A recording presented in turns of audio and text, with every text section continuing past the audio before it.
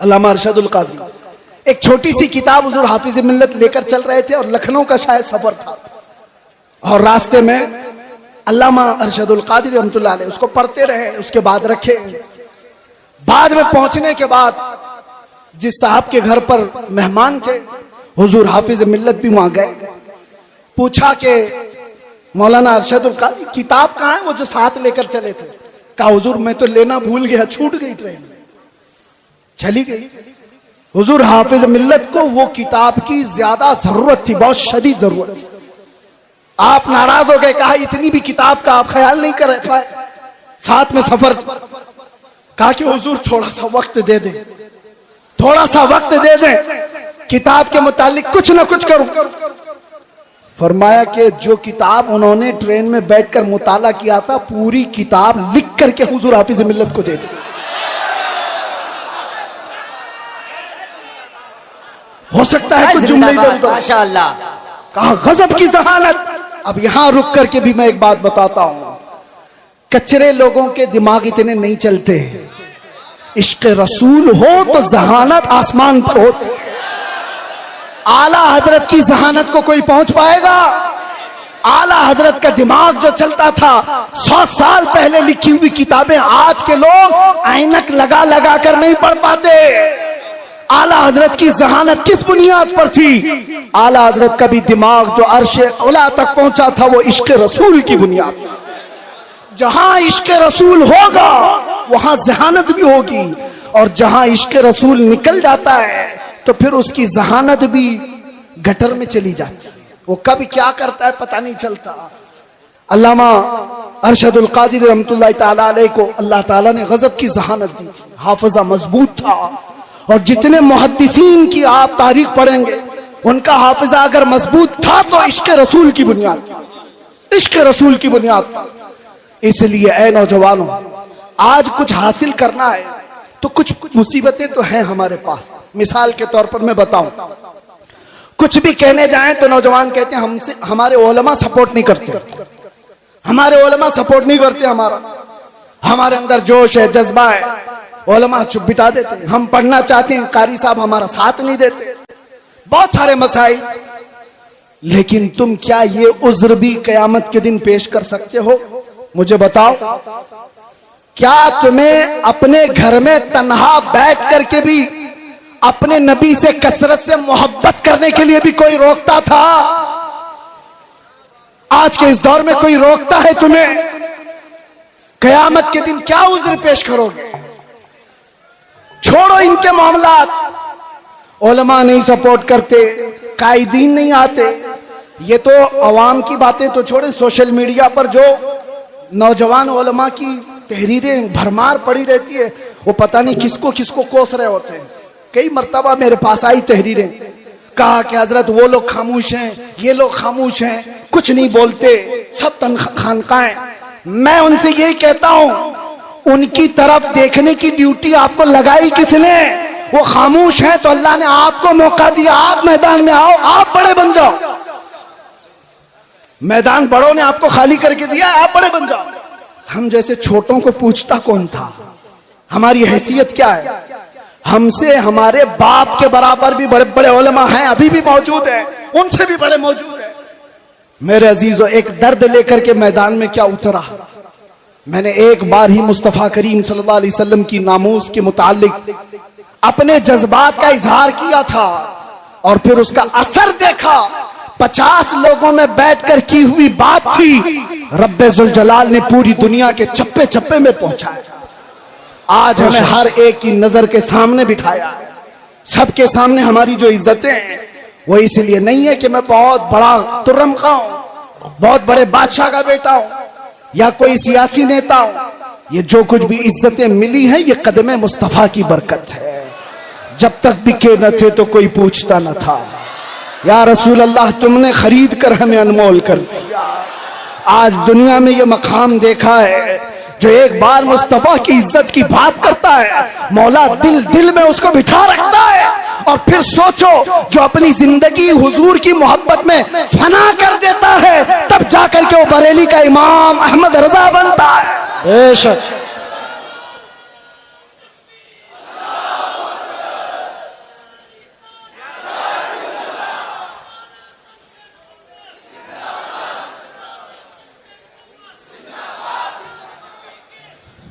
میں دو چند باتیں بس آپ کی سیرت سے اخذ کر کے، ویسے جو سنانا تھا گھر والے زیادہ بہتر جانتے ہیں گھر کی بات، علامہ کے صاحبزادے یہاں پر موجود ہیں، انہوں نے ساری چیزیں دیکھی ہوئی۔ ایک بات آپ کو میں بتاؤں، سچا عالم وہ ہے جو صحابہ کی سیرت پر چلے، ان کے تمام نقوش پاک کو اپنی زندگی کے مشعل راہ بنائے۔ حضور سیدنا ابو بکر صدیق رضی اللہ تعالیٰ عنہ کا حال یہ تھا، سنیں گے آپ تھوڑی دیر۔ آپ جب خلیفہ بنے دن رات کام اتنے تھے، اور گھر میں جو تنخواہ آتی تھی بیت المال سے آپ کے گھر میں تنخواہ آ رہی تھی۔ یہ پہلی مرتبہ سارے صحابہ نے بیٹھ کر کے فیصلہ کیا کہ خلیفۃ المسلمین کو کچھ تنخواہ مقرر کر دی جائے تاکہ وہ خلافت کے کاموں کو خوشی سے انجام دے سکے۔ تنخواہ آتی تھی۔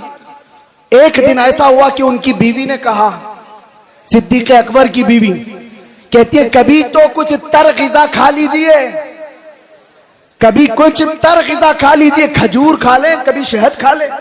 حضرت ابو بکر صدیق فرماتے ہیں میری بیگم اتنے پیسے ہیں کہاں میرے پاس کہ میں شہد خریدوں، میں گھی خرید کر کے لاؤں۔ یہ وقت کے خلیفۃ المسلمین سیدنا ابو بکر صدیق کی بات کر رہا ہوں۔ بیوی نے کہا آپ مت گھبرائیں، میں نے جمع کر کے رکھے ہیں، میرے پاس ہے، میں لا کر کے دیتی ہوں۔ حضرت ابو بکر صدیق نے کہا لاؤ۔ آپ کی اہلیہ نے ایک پوٹلی میں کچھ پیسے رکھے ہوئے تھے، لا کر کے دے دیا۔ حضرت ابو بکر صدیق نے گنا، وہ کچھ سکے تھے، پوچھا یہ تیرے پاس کہاں سے آئے؟ بیوی نے مسکرا کر کہا وہ چھوڑیے، جو تنخواہ آتی ہے نا آپ کی بیت المال سے، میں گھر کا راشن لا کر کے تھوڑا تھوڑا الگ نکال کر کے رکھ دیا کرتی، تھوڑا تھوڑا جمع کر کے، عورتوں کی عادت ہے بچا کے رکھنے کی۔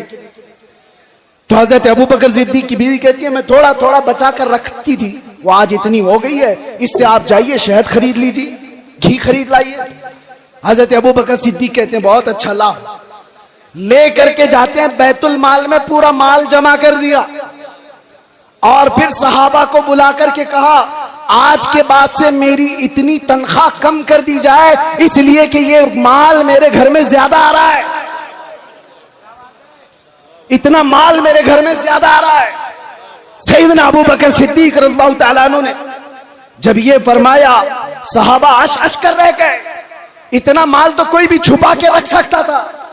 یہ واقعہ بیان کرنے کے بعد اب میں آپ سے کہتا ہوں اس کا عکس میں نے زندگی میں پایا ہے، ایک قائد اہل سنت ارشد القادری کی زندگی۔ میرے عزیزوں، ان کے بڑے صاحبزادے یہاں بیٹھے ہوئے غلام ربانی صاحب فرماتے ہیں علامہ کے گھر میں پوتے کی ولادت ہوئی تھی، شاید یہی پوتے ہوں گے، کہاں ہیں؟ پوتے کی ولادت ہوئی تھی اور ان کی والدہ چھٹی منانا چاہ رہی تھی۔ چھٹی ہوتی ہے، مدرسے سے متصل مکان ہے، تو چھٹی جب ہو رہی ہے عورتیں کچھ کھانا پکانا کر رہی ہوں، تو دیگ کی ضرورت تھی پانی جمع کرنے کے لیے، تو ان کی والدہ محترمہ علامہ کی اہلیہ مدرسے کے مطبخ سے وہ دیگ منگوائی سیکریٹری سے یا کسی سے بول کر کہ آج ہمارے گھر میں کچھ فنکشن ہے، اس میں پانی جمع کرنا ہے، یا جو بھی منگوا کر کے اپنے گھر میں رکھا اور پانی بھرا۔ پانی آتا بھی نہیں تھا جیسے وہ بتاتے۔ اچانک دوپہر کو یا جس وقت آمد ہوئی علامہ ارشد القادری کی گھر میں، انہوں نے دیکھا پہلی نظر میں، اپنی اہلیہ سے پوچھا یہ کہاں سے آیا پانی، اور یہ دیگ تو مدرسے کی لگتی ہے۔ اہلیہ نے کہا ہاں گھر میں آج چھٹی ہے، پوتے کی ولادت ہوئی، میں نے منگوا لیا۔ آپ نے ٹھوکر سے پورا پانی ادھر گرا دیا اور کہا فوراً کے فوراً لے جا کر کے مدرسے میں جمع کرو، اور جتنی دیر اس کا استعمال کیے اتنی دیر کی رسید کاٹ کر کے مدرسے میں جمع کرو، اور کوئی چھٹی پٹی نہیں ہوگی گھر کے اندر۔ اگر قوم کی امانت کا 1 روپیہ بھی میرے گھر میں استعمال ہوگا، میرے گھر میں استعمال ہوگا تو وہ میرے لیے حرام ہے، حرام۔ یہ صدیق اکبر کی ذات سے لیا ہوا پہلو تھا، صدیق اکبر کی ذات سے لیا ہوا پہلو تھا۔ میرے عزیزوں، آج حالات تو بہت الگ ہے۔ اب کیا بتائیں ہم اس میدان کے آدمی ہیں, یہ اسٹیجوں کی, اور یہ اسٹیج اور یہ پروگرام کتنے کمرشل ہو گئے ہمیں پتا ہے. دل نہیں کرتا, ابھی لوگ اس پر دھندا کرنے لگے ہوئے ہیں. بزنس ہوتے ہیں, ٹھیکیداریاں ہوتی ہیں, علماء کی قیمتیں طے ہوتی ہیں, شورا کی قیمتیں طے ہوتی ہیں. 1 گھنٹہ بیان کرنے کا وہ اتنا لے گا, 1 نعت پڑھنے کا وہ اتنا لے گا, سارا کمرشل ہو گیا. اور وہ ایک ارشد القادری ہے, ایک ارشد القادری, کئی دن ان کے گھر میں فاقے چلتے رہے. خودداری ایسی تھی کہ کبھی گھر کی بات باہر نہیں بتائی, باہر نہیں بتائی. خودداری ایسی تھی. اور آپ بتاؤ مولانا لوگوں کوئی بھی ہو, انگلینڈ جانا, امریکہ جانا, ان کے سب کے خواب ہوتے ہیں. کون نہیں جانا چاہتا؟ امریکہ چلے جائیں, انگلینڈ چلے جائیں, یورپ چلے جائیں. اور علامہ کو اس زمانے میں انگلینڈ, امریکہ, ساری دنیا پر جانے کے بہت موقع فراہم ہوئے, 1 بار نہیں کئی بار. اور اس وقت مجھے بتاؤ انگلینڈ میں, امریکہ میں یا یورپ میں کوئی ایک بندہ ایسا ملے جو یہ کہے ہم نے ارشد القادری کی جیب بھر دی تھی؟ نہیں. جو انہوں نے وہاں سے لیا وہیں کی زمین پر کوئی ادارہ بنایا اور واپس چلے آئے. یہ قیادت تھی. لندن کی سرزمین پر انہوں نے پہلا جب ادارہ بنایا تھا, مفکر اسلام علامہ قمر الزمان خان اعظمی رحمۃ اللہ دام ظلہ العالی حفظہ اللہ ورعاہ ابھی بھی موجود ہیں. علامہ ارشد القادری کی زیر نگرانی کتنے سال انہوں نے خدمات کی. وہ خود بیان فرماتے ہیں کہ وہاں پر مسجد کی ضرورت تھی, ایک چرچ بک رہا تھا, تو چرچ کے منتظمین ان کے پاس چلے گئے علامہ کہ ہمیں بیچ دیجیے. کوئی ہمت کرتا ہے, اور وہاں کے حالات الگ ہیں. چرچ والوں سے اس وقت کے 50,000 پاؤنڈ میں وہ خرید و فروخت ہونی طے پائی. آپ نے بڑی مصلحت کے ساتھ اس سے بات چیت کر کے 40,000 پہ راضی کیا. چرچ خریدنے کی بات کی کہ مسجد بنے گی. اور اس وقت جانتے ہو سب سے حیرت کی بات میں یہ کہہ رہا ہوں, علماء حوصلہ رکھو, حوصلہ. علامہ ان کے آس پاس, وہ نئی جگہ ہے, ان کے لیے نیا علاقہ ہے, لوگوں کو منتخب کیا اور کہا یہ خریدنا ہے. اور جو ٹوکن دینا ہوتا ہے شروع میں, آپ کیا کہتے ہیں اس کو, ایڈوانس. ایڈوانس دینے کے لیے اس وقت علامہ صاحب کے پاس جو پیسے تھے وہ صرف 500 پاؤنڈ تھے, اور 40,000 پاؤنڈ کی خریداری کر کے آئے. کس کے بھروسے؟ اس ارشد القادری کا توکل بھی ویسا ہی تھا جیسا غریب نواز ہندوستان آتے وقت توکل لے کر کے آئے. قدم رکھنا ہمارا کام ہے, میدان بنانا میرے مولا کی شان. قدم رکھا, اور آج 1 نہیں 2 نہیں 10 مساجد اور ادارے انگلینڈ کی سرزمین پر قائم ہیں. ورلڈ اسلامک مشن جو علامہ ارشد القادری کی بنائی ہوئی تنظیم تھی, جو پوری دنیا میں, ارے ہم ازہر میں تک دیکھا, ہم نے دیکھا جامعہ ازہر تک وہ چلے گئے.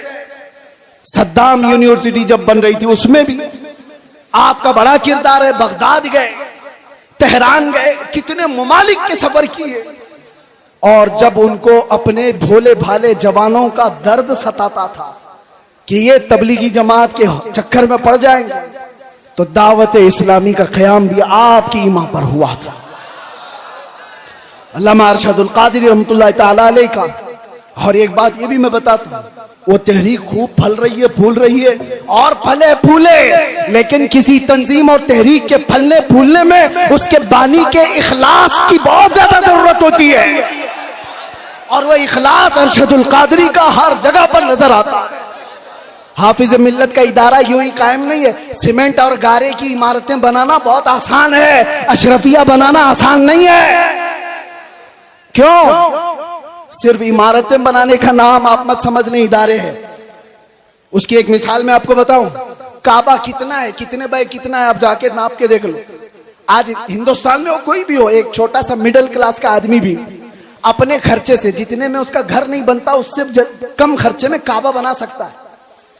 4 کونے بنانے, نہ کوئی ڈیزائن کرنا ہے, نہ کھڑکیاں, نہ اندر ڈیکوریشن, بن تو جائے گا. اتنے صدیوں سے کوئی کعبہ کیوں نہیں بناتا, کیوں نہیں بناتا؟ آپ سمجھو کعبہ صرف یہ 4 دیواری اور 4 کونے کا نام نہیں ہے، تم بنا تو لوگے، کروڑوں دلوں کو کھینچنے کی کشش کہاں سے لاؤ؟ یہ کہاں سے آتی ہے؟ یہ عمارتوں کے بنانے میں نہیں آتی، وہ مخلصین کی برکت ہوا کرتی ہے۔ جامعہ اشرفیہ مبارک پور آج بھی پھل پھول رہا ہے، اور ایک دو نہیں ہزاروں علماء وہاں سے نکلے، اس کی ہر اینٹ میں پسینہ نہیں، حافظ ملت کا خلوص لگا ہوا ہے۔ اسی طرح جن تحریکوں پر علامہ ارشد القادری رحمۃ اللہ تعالی علیہ کی دعائیں رہی، وہ پھل رہی ہے، پھول رہی ہے۔ اخلاص جس کے اندر لگا رہے گا اس میں برکت بھی زیادہ رہے گی، تادیر و قائم رہے گا۔ یہ چند باتیں تھیں۔ اب ایک اور بات علماء کے سلسلے میں، علماء رحمۃ اللہ تعالی علیہ ان کے اصلاح کا طریقہ دیکھا، ان کو بھی اپنے زمانے میں کچھ لوگوں سے شکایتیں تھیں، تو انہوں نے اسٹیج پر آ کر کے گالی گلوچ کر کے اصلاح نہیں کی۔ ان کو بھی بہت سارے لوگوں سے کئی مسئلے ہوئے، لیکن ان کے خطوط گواہ ہیں کہ انہوں نے دوسرے علماء کی اصلاح کیسے کی۔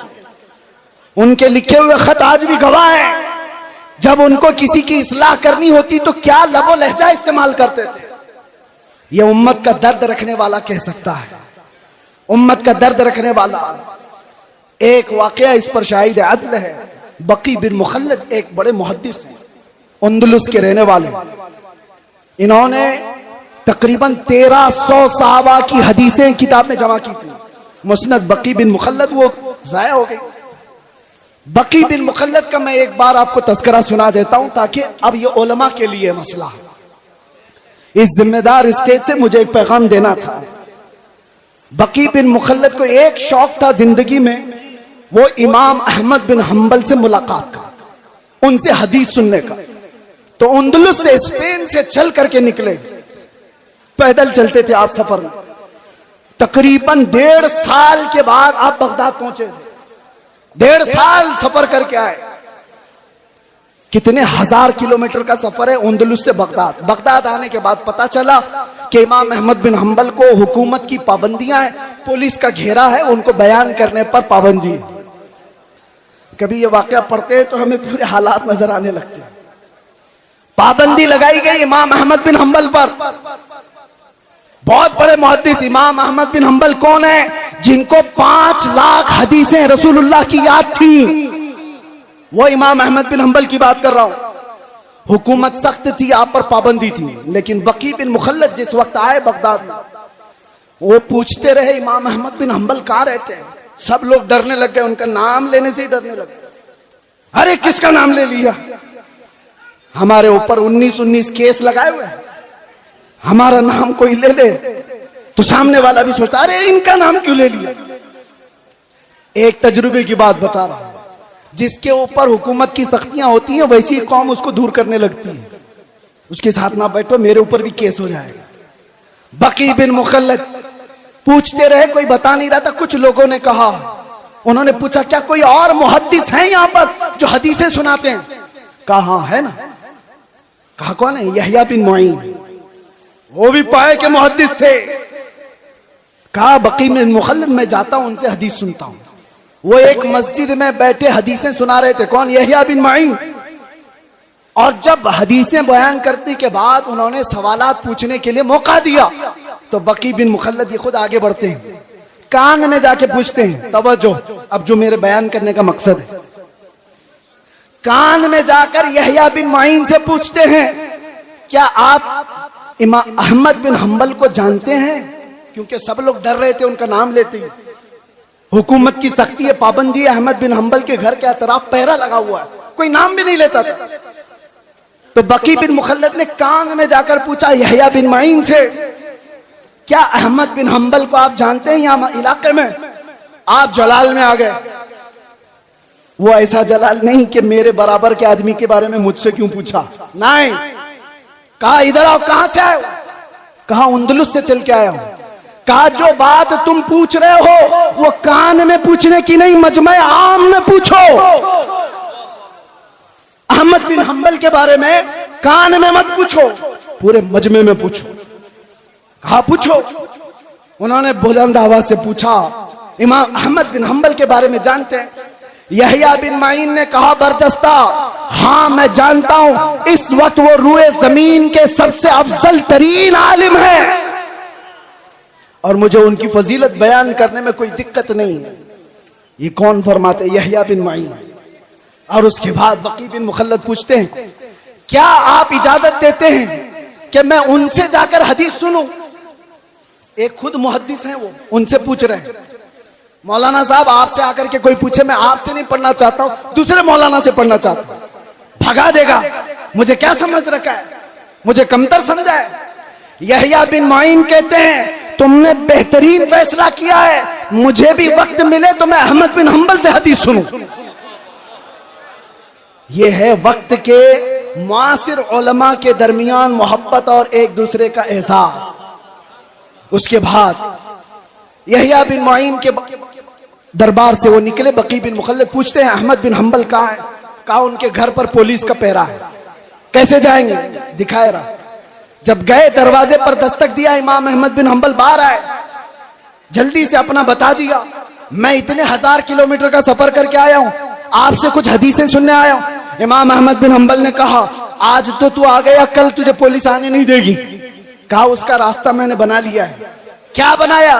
کہا روزانہ میں ایک کھٹوری لے کر کے آؤں گا بھیک مانگنے کے لیے، دروازے پر دستک دوں گا، آپ تھوڑی روٹی میرے کھٹورے میں ڈال دینا اور 4 حدیثیں بھی سنا دینا۔ امام احمد بن حنبل کی بارگاہ میں بقی بن مخلد کئی مہینوں تک اس طرح حدیثیں سنتے رہے۔ اس واقعے کو بیان کرنے کا مطلب یہ ہے میرے عزیزوں، ایک طرف وہ یحییٰ بن معین ہے، ایک طرف امام احمد بن حنبل، ایک طرف بقی بن مخلد۔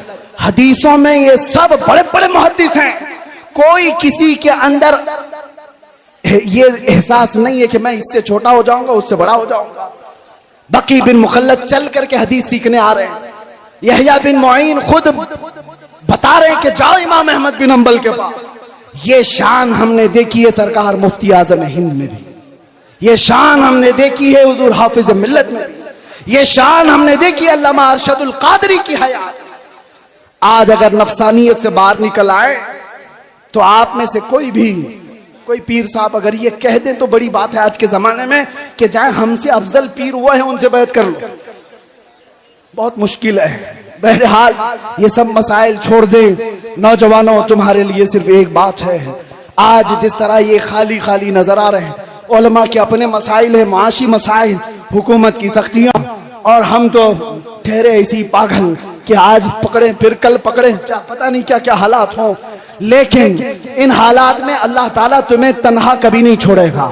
یہ امت مصطفیٰ کو صبح قیامت تک رہنا ہے، صبح قیامت تک یہ آباد رہے گی۔ ٹینشن اسلام کے ختم ہونے کا نہیں ہے، آپ کو ڈر یہ نہیں پالنا ہے کہ قرآن ختم ہو جائے گا، اسلام ختم ہو جائے گا، کبھی نہیں ختم ہوگا۔ ٹینشن اس کا لینا ہے کہ تمہارے اپنے ایمان کا کیا ہوگا۔ اسلام کا کچھ نہیں ہوگا، قرآن کا کچھ نہیں ہوگا، اللہ ان کا محافظ ہے، تمہارے اپنے ایمان کا کیا ہوگا۔ یہ بہتے ہوئے سیلاب میں چلے جاؤ گے یا زوردار آندھیوں میں تم اپنا ایمان بیچ دو گے۔ آج کے حالات اس بات کا سوال کرتے ہیں نوجوانوں، تم اپنا ایمان اتنا کمزور نہ کر لو کہ تمہیں وقت کی دولت مند خرید لے، تمہیں کوئی ڈر خرید لے، تمہیں کوئی ڈرا دھمکا کر کے ایمان سے دور کر دے۔ اتنا کمزور ایمان مت پالو۔ اب ہمارے پاس قائدین بار بار نہیں آئیں گے، واعظ و نصیحت کرنے والے بھی نہیں آئیں گے، ہو سکتا ہے مدرسے آگے چل کر کے مشکلات کا سامنا کریں، یہ ممبر کی بھی عزتیں داؤ پر لگی ہوئی ہیں، آج یہ سجا ہے کل کیا پتہ، اللہ صدا قائم رکھے، شاد رکھے، آباد رکھے، لیکن باطل قوت ان کی نظریں اس پر ہے۔ اس لیے میں آپ سے کہتا ہوں ایک چیز ہے جو 100 سال پہلے ہمیں امام احمد رضا فاضل بریلوی دے کر کے گئے تھے اور یہ سنا کر گئے تھے، جس کے پاس یہ ہوگا اسے فکر نہیں ہوگی، ڈر نہیں ہوگا۔ آپ سب کو ایمان پہ مرنے کی فکر ہے یا نہیں؟ سب کو ایمان پہ، اسلام پہ دنیا سے جانا ہے کہ نہیں جانا ہے؟ لیکن کیسے جاؤ گے؟ بڑے بڑے ڈرتے ہیں اس بات پر کہ آخری وقت کیسا آئے گا، لیکن اعلیٰ حضرت بریلوی والے کہتے ہیں ایک بات یاد رکھ لو، تمہارے لیے پکا ہے کہ اسلام کے ساتھ جاؤ گے۔